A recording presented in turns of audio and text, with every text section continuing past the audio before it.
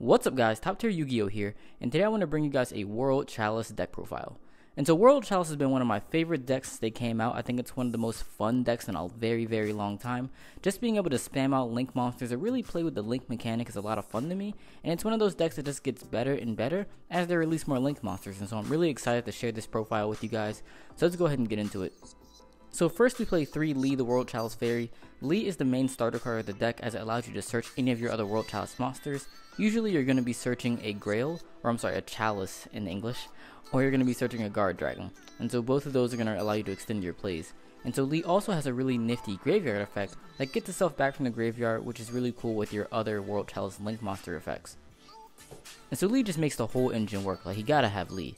Next we have 3 World Legacy World Chalice, and this card is like amazing, like absolutely insane. First of all, the artwork is really cool. I wish that it was a secret rare rather than just a regular old rare, but it still looks really cool. But the first effect is that if a monster is special summoned from the extra deck, you can tribute this card and send that monster to the graveyard, so it already has a very good defensive effect. But the other effects are even better, and it has 3, so that's always a good thing too. And the second effect is that when it leaves the field, special summon any 2 World Chalice monsters from your deck except for itself. So that's really cool because it sets up for more link plays. And the third effect is that during your main phase, except for the turn it's sent to the graveyard, you can banish it from your graveyard to search another World Legacy card. And so it's really good because we do play another World Legacy that we can search, and they can search other copies of itself. So Chalice is one of the best cards in the deck. Again, similar to Lee, your plays aren't working if you aren't seeing this card, so you gotta get this effect off. Now, one thing that sucks is your opponent can ash it, and if they're good and understand, or I shouldn't say if they're good, but if they know how World Chalice works, they're going to try to ash this card. But if you're a good World Chalice player, you can really play around with the chain links and make sure that this card doesn't get ashed. For example, if you have this and another link monster and you link with both of those, then you're going to trigger the link monster that you used for the link summon as link material. You're going to get that effect, and then you're going to get Chalice's effect. So what you can do is make Chalice chain link 1, the other link monster chain link 2, like the effect of special summon from your hand. That way they can't ash your Chalice. So that's a really cool thing you want to keep in your mind when you're playing this deck, because getting this card ashed hurts a lot, so you really want to protect it if you can. Next we have 2 Guard Dragons, and Guard Dragon's really good because a lot of people don't realize that its effect works on any monster, not just link monsters. And so if any monster that is linked would be targeted by a card, then you can discard it from the hand or field to negate that. So again, it has a good defensive effect, but it also has another effect that's useful for extending your plays. And that's if it's in the graveyard, you can banish it from the graveyard, target a normal monster in your graveyard, and special summon it. And so that's really cool because you don't just have to target World Chalice monsters. You can target any normal monster. So you can bring back your Garnet, you can bring back, I mean that's the only other non-World Chalice normal monster we play, but you could bring back like a Blue Eyes or a Dark Magician if you wanted to have some spicy Blue Eyes World Chalice deck or something, I don't know. But you could do that, and that's awesome. Next, we only play 2 World Chalice Beckon as the World Chalice normal monsters. I don't really think they're super necessary. Like, they're okay, but you know, I just wanted to keep it to a minimum, so I just chose the 2 that had the highest attack, honestly. And I've been relatively happy with 2, because I'd rather just draw other real extenders or starter cards, such as like Brilliant Fusion or Venus. And speaking of Venus, we do play 3 Venuses. And so Venus is definitely one of the superior extenders in the deck. Like if you're seeing Venus in any World Chalice monster, well, I shouldn't say any, but if you're seeing Venus in either Lee or Chalice, then you're in a very good position. You're going to be able to do one of those crazy combos. And the crazy combos in this deck are just like wild. Like I'm saying, you draw 4 cards, search a whole bunch of things, and set up for next turn. It's crazy. And so Venus is one of the enablers for those type of plays. Next we play 3 Mystic Shine Balls. Shine Balls sort of take the place of the World Chalice normal monsters, and that if you draw a Shine Ball, it's going to let you summon Mduck. But if you don't draw a Shine Ball, then that's cool because you have Venus to just summon them from the deck. So they're kind of bricks, but they're kind of not bricks, because if you draw like Shine Ball Chalice, then that's a pretty decent hand actually. Shine Ball Chalice and another World Chalice monster. So that way you could like summon a Shine Ball, go into Mduck, use your additional normal summon to summon the World Legacy World Chalice, then Mduck's effect will special summon another World Chalice from your hand that you already had. And that's going to let you go into Aurum and then get World Chalice Legacy's effect. And usually at the point where you can resolve Chalice's effect, you're going to like blow your opponent out. So again, Shine Balls are not quite bricks. They're kind of like starter cards, and like sometimes, but not really. So I feel perfectly okay playing 3. Next we play 2 Archlord Christias, because we do play a lot of fairy monsters in this deck, so it's very easy to summon. But once you get your combos going, you can also summon it off of Christia. or I'm sorry, off of Firewall Dragon. Another thing to make note of is that you can bring it back with Aurum or Soul Charge. And so there are a lot of different ways that you can summon Christia, and you have a combo that allows you to draw 3 cards, and so it's also very easy to see Christia. And then for the Gem Knights, we have 1 Obsidian and 1 Garnet. So I think the main ones that you want to play in this deck are Obsidian, Garnet, and Lazuli, and each of them have their own benefits, and that's actually really cool that, you know, there are 3 different Gem Knights that are good in this deck. And so Garnet's good because you can make Imduck and get an additional normal summon. So similarly to the Shine Balls, it's sort of like a starter card sometimes. The cool thing about Obsidian is that if it's sent from your hand to the graveyard, you can special summon a normal monster from your graveyard. So that's cool because Lee has an effect that makes you discard a card from your hand. And so all of your plays require you to get Lee in the graveyard somehow. And so if you draw into Obsidian, it's really good to draw because you can discard it and then special summon something back, thus extending your plays. Lazuli is really good because when sent to the graveyard, you add a normal monster back to your hand, which again allows you to extend your plays. And now I personally chose Garnet because it's the only one that's sort of a starter card sometimes. And then between Obsidian and Lazuli, I felt that it was better to get the one that was better when I draw it, because I don't want to have to like draw a Lazuli because that sucks.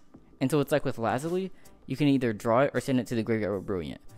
And so sending it to the graveyard is good, but drawing it's not. But with Obsidian, drawing it's decent and sending it to the graveyard is decent. So I'd rather have 2 like lukewarm plays rather than like a good one and a bad one, because it's like those bad times that like make you lose. And the rest of the monsters are all for going second. And so we have 1 Gameciel, 1 Kumongous, both of those help us break established boards. And then we have 3 Ashes and 1 Max C. So our opponents don't just like curb stomp us. One of my favorite things about hand traps in this deck is that if you draw them going first and you can do your whole combos, you can discard them as a cost and then use Firewall to add them back to your hand and then have them again for next turn.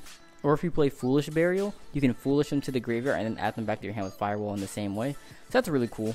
For the spell cards, we have 3 Brilliant Fusions. Brilliant Fusion is an amazing extender in this deck because you're getting additional normal summons. You can send your normals to the graveyard. You can send Archer or Christia to the grave to get it back. You can send Lee to the graveyard to get that back. Like, there's so many different ways to recur your monsters from the graveyard that Brilliant Fusion is an extender in that it gives you another normal summon, but also in that it gives you a way to get to monsters that you normally don't draw, such as Christia. Next, we have 2 Unexpected Die. It's important to have extra special summons in this deck, so you don't always have to use your extra normal summons. Next, we have 2 Transmodify because there's a really strong combo with Transmodify and Lee. Because you can summon Lee, search, and then Transmodify Lee into a Venus. Venus gets the Shine Balls, and then you just go off from there. So I think that combo is just like too good not to play. 2 Pot of Desires for consistency. And while sometimes it can suck if you banish like all your Gem Knights, but that's not going to happen very often. Other than that, there's nothing that you need to keep in the deck.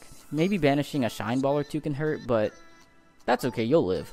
Like, outside of banishing Shine Balls and drawing Transmodify, you'll be fine. And so I really like this just for the advantage it gives you. Next, we have 2 Cosmic Cyclones to help us with going second. It's also sort of like a trap going first. So this deck doesn't really have a lot of defensive plays. So like going first, ideally what you want to draw into with your Ningirsu, which is going to draw you 3 cards, you want to draw into like one of the 4 hand traps, Cyclone, which is sort of a trap, or Christia, or a way to get to Christia, such as Brilliant Fusion. And so you have like 8 cards that you can draw, all that give you a very strong first turn board, because it's going to be that on top of like multiple Firewalls or something else. But Cyclone also helps you fix the problem of going second, which is something the deck has trouble doing. And so it's like Raigeki plus the Cyclones plus the Kaijus all help with that problem, and of course the hand traps to an extent. And so Cyclone is really important to fixing 2 of the deck's issues, which is, I think, very important. The only reason I don't play 3 is that it's not necessarily good in multiples in this deck. Like, you don't want to open 2 Cyclones, you want to have 1 Cyclone and like the rest combo cards, hopefully. Or at least things that serve multiple roles or different roles. And then finally we play 1 Soul Charge, 1 Raigeki, and 1 World Legacy Heart. For the extra deck, we play 1 Gem Knight, Seraph Knight, obviously, to go with the Brilliant Fusion. And we're going to start with the Link 4s and go all the way down to the Link 1s. So starting for the Link 4s, we have 2 Firewall Dragons. You go into these all the time. They're important not only for defense, but for extending your plays with the special summon effect, and getting back cards from the graveyard that you want to summon again with the first effect. 1 Topologic Bomber Dragon. It's really good for putting damage on board, and also it can prevent your opponent from sort of spamming out other Link monsters. Like against a deck like Spirals, it's like they have to use Double Helix, and Double Helix will trigger the effect, causing you to blow up their whole board. And so it's kind of decent in that matchup. Actually, no, because then they just start Sleeper, and you know, then that sucks. But there are other matchups where it's really good, and again, helping you do damage is actually huge. One Borreload Dragon, because this is like one of the best Link monsters out right now. It's really hard to get over for a lot of decks, and it has the effect to take control of your opponent's monsters, which helps you with your Link summoning, as well as just helping you use your opponent's monsters against them. And some decks just actually don't have an out to it, and so Borreload's definitely something you have to play in this deck. For the Link 3s, we have one Ningirisu. Ningirisu is good in any deck, but it is insane in this deck because you're able to maximize that first one to be able to draw multiple cards. And so it's very easy to draw like 3 cards off of the effect. It then destroys something on your opponent's side of the board. And so that's just so good. You can also bring it back with Aurum and stuff, so it's really good. I only play one because it's kind of situational to go into, and it's not something you go into multiple times in the play, such as Firewall Dragon. Like, you go into that like 2 times if you want to. You can even summon a 3rd one, like you summon 2, recycle it back, and summon it again. And then there are a lot of combos that require 2 of all the others, and so I only play 1 because you only need 1, but usually 1's enough. For the Link 2s, we have 2 Aurums. Aurum is really good for extending your plays, but also bringing back things that you sent to the graveyard. And it's important to note again that you can bring back anything. So you can bring back a Christia, you can bring back a Topologic Bomber Dragon, you can bring back a Borreload. Like, it's insane. Like, late game, Aurum is crazy. Next we have 2 Ibs. Ib is really good for again extending your plays and helping you link climb. Another really cool thing about Ib is that it can protect your Christia, and not many decks can out Christia plus Ib. Because then they can't Raigeki it, they can't Dark Hole it, they can't Kaiju it. Like, there's just no outs to that, and it's so hard for any deck to get over, really. And it's very easy for this deck to do.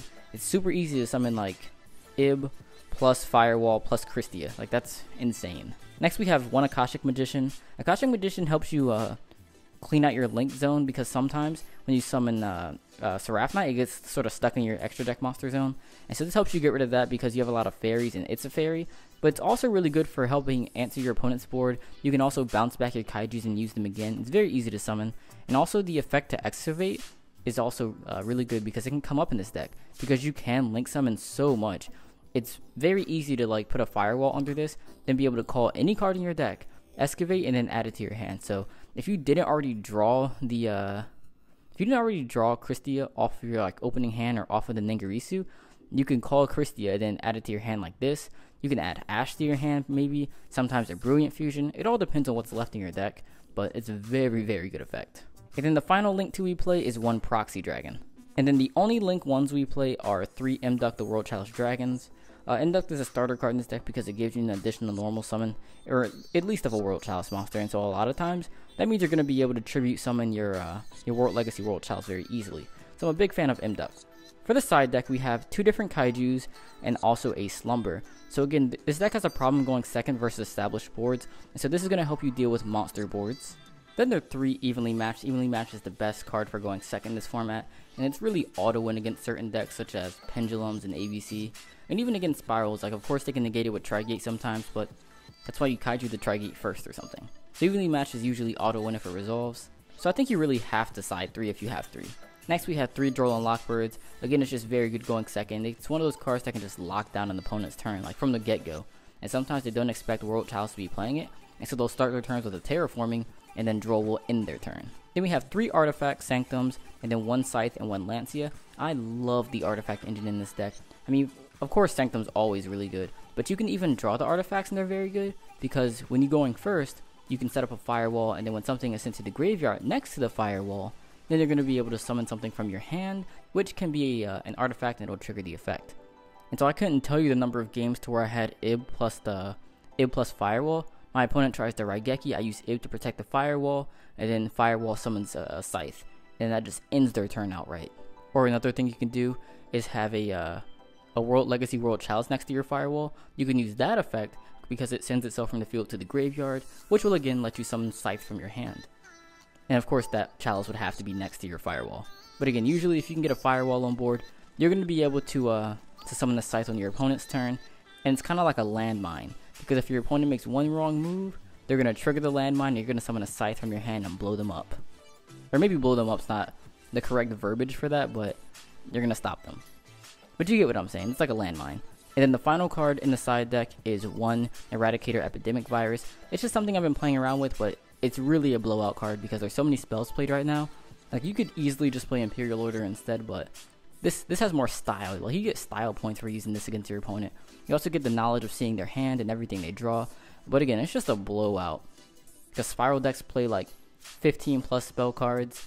I mean, this deck plays a lot of spell cards. Like, you need spell cards in today's game to actually play at a high level, and being able to get rid of all of them is broken. Anyways, though, this has been my World Chalice deck profile. If you have any suggestions, leave them in the comment section below.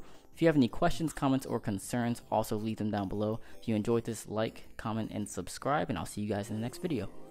Remember that time, those cerulean tides, sapphire, a sapphire diamond.